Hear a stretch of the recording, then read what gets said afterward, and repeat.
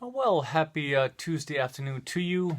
Uh, just reflecting on the significance and the value and the privilege we have of just knowing God and Him being above, being sovereign over all things, and the connection we have with Him through Jesus Christ. And so hopefully that's a noteworthy thing. Hopefully that's mattering in your life in terms of just the thoughts that occupy your mind, the things you may or may not be anxious over, as well as just what kind of person you're seeking to be and are in terms of our interaction and our relationships. And just how important it is, to never forget as we seek to operate in a certain behavior that the foundation of everything that we are is based in the gospel of Jesus Christ.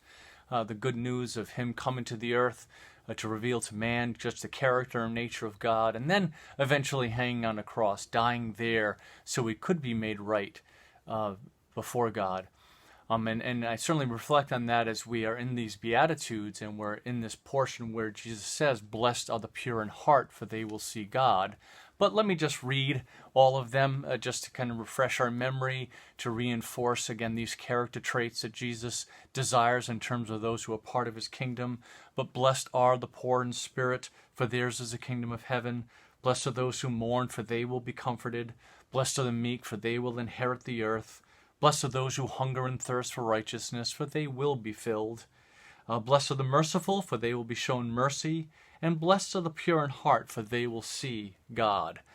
And so we saw last week that this purity of heart, certainly has to do with the single-mindedness, tends to be about an unadulterated, a pure, uncorrupted aspect of what's in the heart. Also very much speaks to the motivation, why are we doing what we're doing? It's not just doing right things, but doing it for a right reason. And that is all what God encourages in us. When we think about growing in Christ, we think about maturing in Him, we think about being in the Word, being filled with the Spirit. That's what God is going to be encouraging in us. But when we think about the pure in heart seeing God, we just have to understand that the way we see God, the way we are made right with Him, the way we enter His kingdom is through the cross of Christ. It's through our faith in Him. And then He encourages that purity. And basically that purity, certainly, when it says here, the pure will see God. Yeah, well, absolutely. Because basically when we follow God, when our hearts are being purified by Him, there's a greater assurance of God's presence in our life. So certainly we will see God. Maybe I should say that, when we think about this promise of this fulfillment of, blessed are the pure in heart, for they will see God, there is a now and a not yet function of that. Certainly we will see God in terms of being in heaven and being in His presence. But we just have to understand that the bottom line foundation of all of that is the cross of Christ. And that's why it kind of started with that. In terms of us accepting the gospel and believing in Jesus and accepting the death that He died to be the payment for our sin.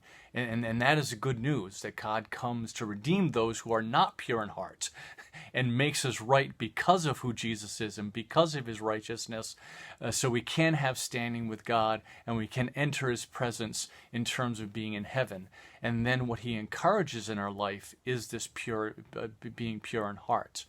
But when we think about those who are saved, who know Jesus in a personal way, who maybe their hearts aren't pure, they also will see God in terms of just the assurance of that salvation. But the greater surety, the greater confidence we have of being in God's kingdom, being in God's family, is the fact that we are being pure in heart. And so that's why, it's just because the positive is affirmed here, it's not like the negative isn't, and we just know that the bottom line standard of being saved and not saved, being right with God and not being right with God, being in heaven or not being in heaven, is faith in Jesus and faith in the cross. And we just have to understand that all of our behavior, all that we would become, flows from that. And as I love to say, is that we never do good works, we never become pure in heart in order to be saved, but we do it because we're saved. It's a reflection, it's an outpouring, it's a result that comes from that salvation. And so we embrace this promise. Certainly, again, if we're pure in heart, Again, and that's certainly what we should be seeking. That's certainly what the only thing the Bible would condone and approve. It's the only thing that God would be promoting in our heart. And so the promise that we have is that we will see God. That to the extent that being pure in heart might mean that we might feel like we're losing things in the world. Again, when we're being honest, we're having integrity, we're having good character, and so therefore we're not taking the shortcut. We're not putting people down so that we can get ahead. And so therefore we might feel like we're losing something on this earth. But that's where this promise of a greater reward, the greater fulfillment that comes from God. Again, that's what we embrace as we're pursuing purity of heart, as we're being, again, we're having integrity both on the inside and the outside. That is the promise that we have. But the other aspect of it is also a now. Again, that's the not yet. That will be in heaven. That's the reward we will receive in terms of seeing God, knowing Him in a personal way.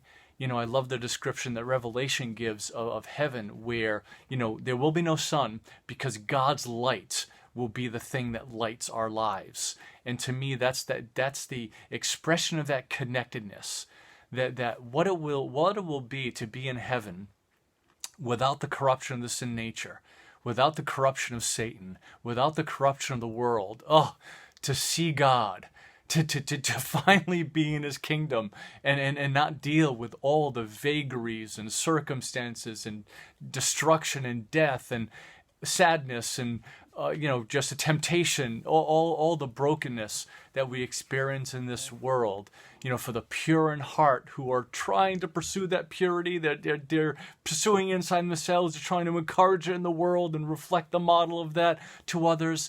When we finally see God again, that's the not yet, but it's coming, and that's the promise Jesus is giving here.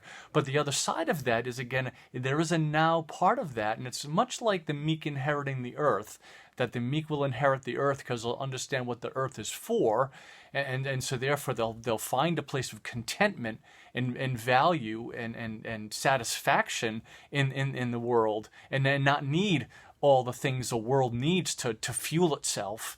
In the same way that, those who are pure in heart will see God, that they'll see God in themselves, they'll see God in other people.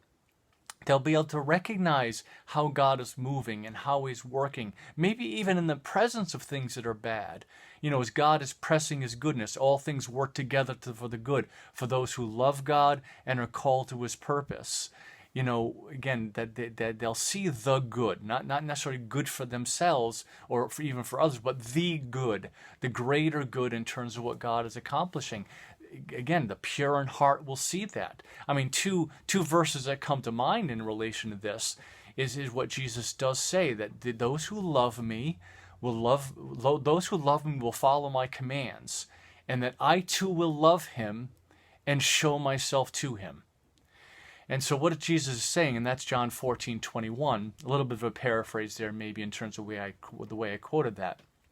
But what that says to me is that there is a greater revelation of Christ for those who are following His commands.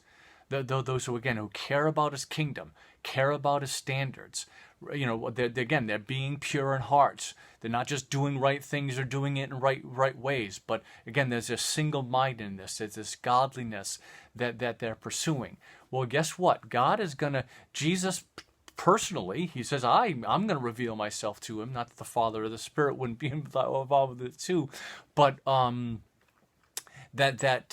we will see God in that God will in the now, in a context of the earth, He will reveal more of Himself to us as we follow His commands. And I think that has something to do too with what the other verse that I'm talking about, as far as again how there's the now aspect of, again, blessed are the pure in heart, for they will see God, is what Paul says in Titus 1:15, to the pure all things are pure. Now it's interesting that he says the opposite as well. To the impure, everything will be impure. Again, if you're a fearful, suspicious, proud, conniving person, you know what you're going to see in other people? You're going to see pride. You're going to see conniving. You're going to see suspicion. Oh, they're doing this because of this. You'll assign motivation to them that is impure. Well, to the pure, all things are pure. And so therefore, when you aren't the suspicious person, you're not the anxious person, you're not someone that's trying to pull the rug out from someone else, you'll actually see more goodness. You'll actually see more of what God could be doing, even in the spite of maybe evil that you observe. Because again, to the pure, all things are pure, and that's an aspect of seeing God's work. Even when others won't. And again, blessed are the pure in heart, for they will see God. Now, William Barclay brings up a great point in relation to this. And the point he makes is that we can only see what we're able to see. Maybe even a sense that we can only see what we've been trained to see. And using the analogy of a night sky. Basically we look at a night sky and we say, oh, look at the nice stars. Maybe even we might recognize some of those are actually planets and not stars. But think about what an astronomer sees when he looks at the stars. Think about what a sailor sees when he looks at the stars. He sees a direction home. He can chart the path of his travels, based on the stars. So he sees the sky with knowledge. We look at a field of flowers and we see pink ones and yellow ones and red ones and so on and so forth. I won't mention my point. I have a, but never mind. Yeah, I won't go there. I want to learn trees and how to identify different trees, but we won't go there because a botanist looks at a flower and he'll, this is the chrysanthemum and this is the rose and this is the daylily and all, so on and so forth. So you see what I'm saying? That we are able to see we see what we're able to see. We see what we're trained to see. And so the same way that, again, a botanist looking at a field of flowers is going to see more there than we do. A sailor is going to see more in the night sky than we do. Well, when we're pure in heart, we're going to see more of God than other people see. But that's the promise. Again, that's the blessing. That's the reward, with all these things. When Jesus says in the front of the verse, the front of these standards that he's putting forth, and says blessed, again, the favor of God is upon this. This is the thing that God is fostering in you. But then on the other side of it, on the end, there's also this blessing. There's also this reward. Blessed are the pure in heart because they will see God. Well, again, certainly that's in eternity, but also it's a now. You're going to be able to see God in the work that He's doing, and what a privilege that is. What a privilege it is, again, to have hope where maybe hope doesn't make sense. To have peace when something that really does pass understanding.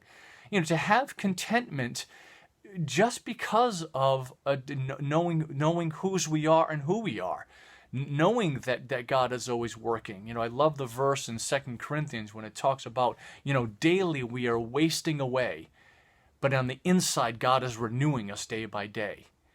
And again, that's what we see God do. That's part of the pure in heart will see God. Well, again, the world will look at it and say, well, that's disease, that's loss, that's financial ruin, that's whatever.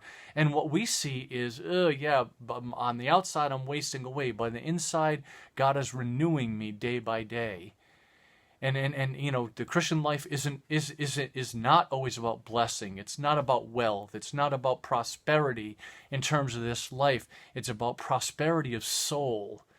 It's about what God prospers and enables in terms of ourselves. So then, we can be at peace. We can be content. We can have a confidence. We can have, as I said on Sunday, availability to people, to be to others what they need us to be, because we are so well supplied by who God is and what He's done.